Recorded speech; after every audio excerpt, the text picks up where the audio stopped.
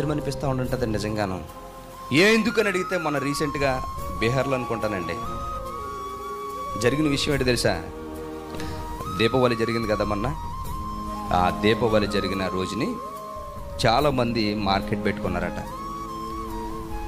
ఒక ఆ ఊర్లోనే ఉన్నటువంటి వ్యక్తులే చాలామంది ఆ దీపావళి సామాన్లన్నీ అమ్ముతున్నారు. మొత్తం అందరూ మొత్తం మీద అయిపోయింది. అనుకున్న సామాన్లన్నీ మొత్తం అన్ని అమ్మేశారు. బిజినెస్లో బాగా లాభం వచ్చింది. మొత్తం అందరికీ చెప్పాడు, ఇంత వచ్చింది అనబోతుకు ఇంత అసలుకి ఇంత లాభం ఏంట్రా బాబు అని. కొట్లన్నింటిలో ముందు ఈడి కొట్టు ఉండడం వల్ల మొత్తం అందరూ వీడికి వచ్చారు. ఈ పక్కనోడు ఏం చేశాడు తెలుసా?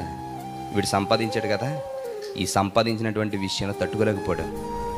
వాళ్ళ స్నేహితులందరికీ డబ్బులు ఇచ్చాడంటే ఆయన కూడా అరే ఇలాగొచ్చింది కదా పార్టీ అని ఇప్పించాలని నేను అడిగితే పార్టీ ఇప్పించాడు. వాళ్ళందరికీ రెండరా ఎలాగ ఇప్పిస్తానని పార్టీ. ఆ పార్టీలో ఇడికి ఫుల్గా ముందు తాగించి ఇప్పించింది ఈడే. ఆడు ఫుల్గా తాగించిన తర్వాత ఆయన పట్టుకుని 2 కాళ్ళు నరికేశారు, 2 చేతులు నరికేశారండి. చూపించాడు లైవ్లో దారుణంగా అన్నమాట. ఎంత పెద్ద పెద్ద కేకలు పెడుతున్నాడు, దండం పెడుతున్నాడు. ఒక కాలు పట్టుకుని నరుగుతూ ఉండంటే వదిలేంటారా ఎలాగని. ఎందుకు దీని వెనకాల ఏంటి ప్రాబ్లం ఏంటి అని అడిగితే నాకన్నా వీడు ఎదిగిపోయాడు, నాకన్నా ఎక్కువ సంపాదించేశాడు వీడు. నా దగ్గరికి రావాల్సిన వాళ్ళు అందరూ వీడి దగ్గరికే వెళ్ళిపోయారు కాబట్టి వీడి వల్ల నేను నష్టపోయాను. నీ జీవితంలో నా జీవితంలో ఇలాంటి వాళ్ళు ఉంటారా? అలాంటి వాటిని తప్పిస్తున్నాడట ఆయన. వాళ్ళ చేతికి చిక్కకుండాను, అలాంటి వారు నోళ్ళలోనూ అలాంటి వారు చేతుల్లో పడకుండా మనం తప్పిస్తున్నాడట దేవుడు.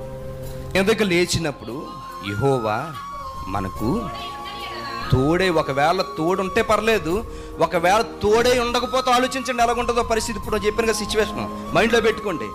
మనుషులు మనమే తిరగబడినప్పుడు యెహోవాయే నాకు అవసరం లేదు, ఈమె నాకు అవసరం లేదని పక్కన పెడితే నీ పరిస్థితి.